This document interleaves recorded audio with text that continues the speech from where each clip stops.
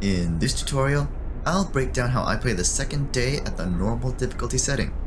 So, without further ado, let's get started. What is up, farmhands? phatbeetz here. Welcome back to the Beet Farm and to my day 2 walkthrough for the first scenario of Frostpunk, A New Home. So we're jumping right in at the start of our workday here at 6 AM using the extended shift. From day 1, we were just short of the required resources to start our research. The moment we hit 10 wood, I started researching faster gathering. The sooner you research this, the sooner you clear out the resource piles around the map. Everyone has their assignments set up already, so we've started the time to get them going. If you're following along, this video builds on the previous one. Check that one out using the link up in the right hand corner if you want to see how we got here. Now that everyone is going on their merry way, here's what we're going to do today. 1. We're going to clear one resource cluster. 2. We're going to get the beacon built. And 3. We are going to send out our first scouts.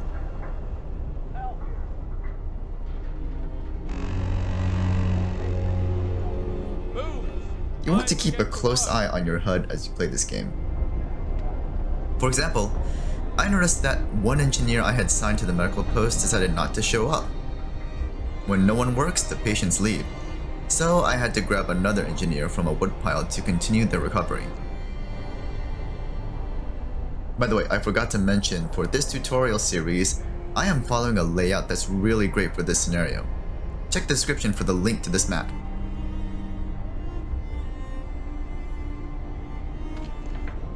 If you click on the workshop, you'll see the actual research that's being conducted and the amount of time remaining before it is complete. As you can see, we get one message regarding the urgency of the construction of the beacon. Other than that, we're going to fast forward through this section. We've got enough resources rolling in now to build a few structures that will help us in the short term. I'm going to lay out the road network to a second workshop, the cookhouse, and a resource depot or 2. One resource pile has been depleted, so we'll reassign those workers. I've decided to split them between wood and steel in the second cluster.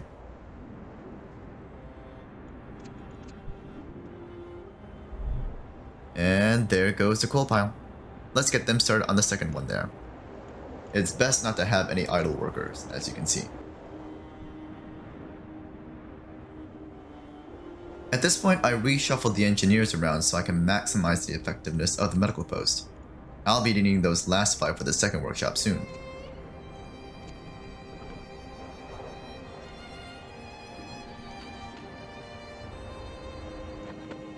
We've finished faster gathering. Now let's start the beacon.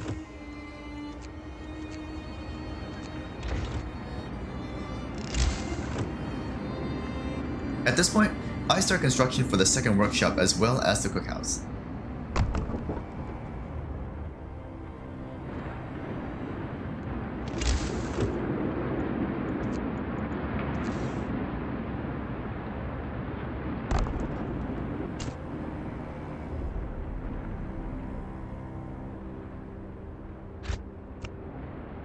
And the woodpile is depleted.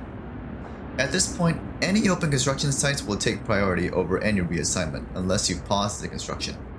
For this group, I'll be assigning them to the 24-hour shift of the next gold pile.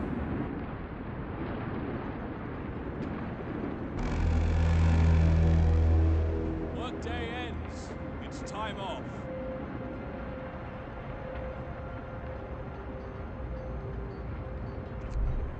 Now that the woodpile has been depleted, the first cluster is finished and we can assign these workers to the second cluster.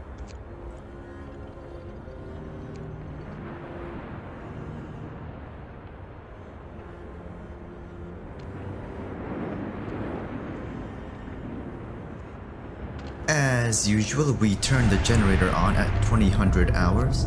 We also assign our second 24-hour shift on the coal pile for the night.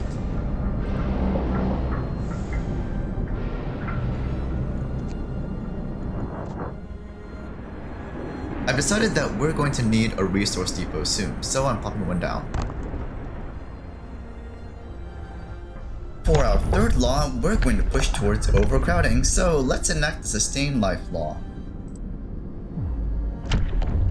On normal difficulty, you're not going to get that many gravely ill people before the infirmary and care house laws have been enacted.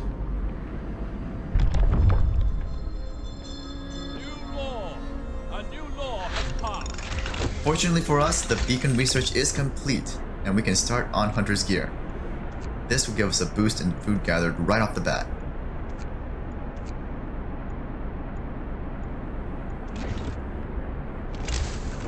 All that gathering paid off, we can immediately start beacon construction. And our resource depot is complete.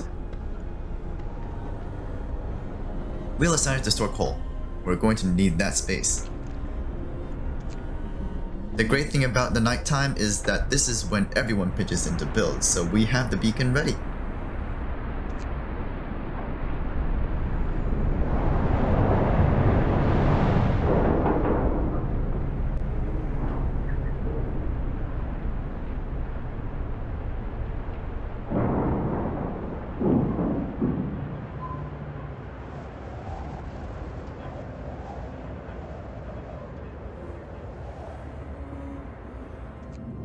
We have two options on the map right at the start.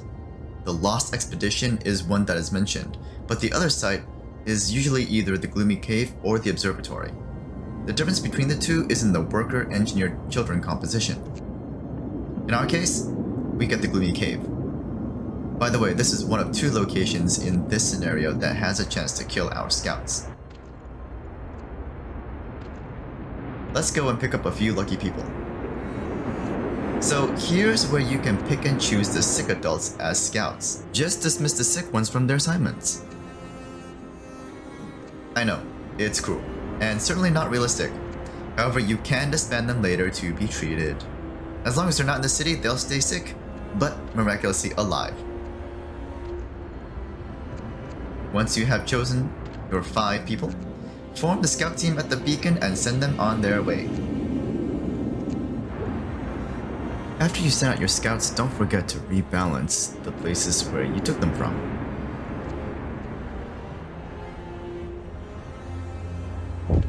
There's not a lot we can do right now, so we're just going to fast forward.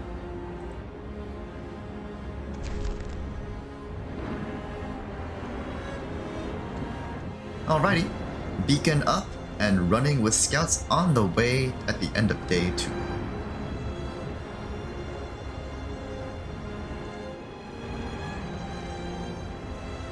At 4 AM, we shut off the generator for the last time. After tonight, we'll have to keep it on.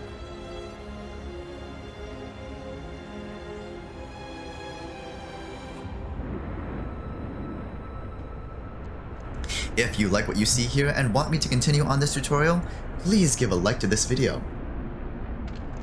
Now that we have everything set up for the next workday to start at 6 AM, we're going to pause here. See you next time. This is phatbeetz, signing out.